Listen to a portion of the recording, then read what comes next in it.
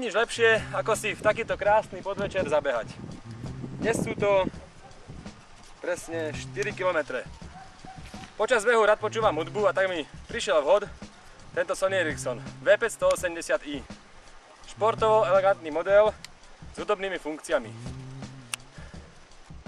Mobilný telefón s krokomerom sme tu už mali. Sony Ericsson asi pred rokom uviedol model V710i, hudobno-športové Včko.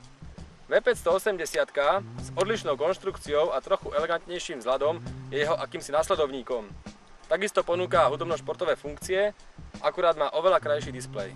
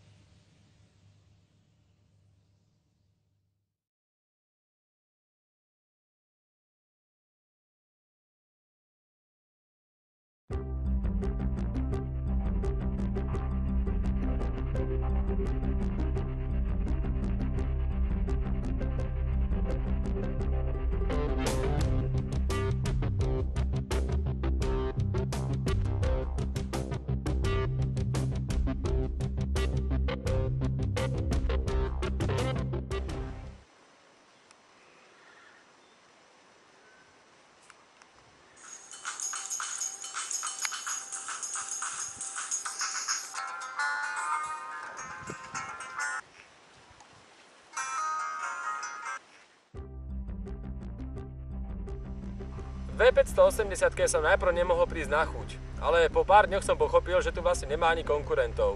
Je to elegantný slider so športovo-hudobnými funkciami. Trochu ma prekvapuje implementácia diód po stranách, ktoré nemajú nejaké veľké praktické využitie.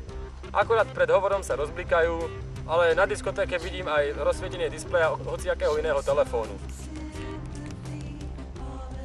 V580 taktiež možno trochu vyčítam absenciu 3G funkcií, ale všetci vieme, že Sony Ericsson má problémy s implementáciou Edge a súčasne 3G.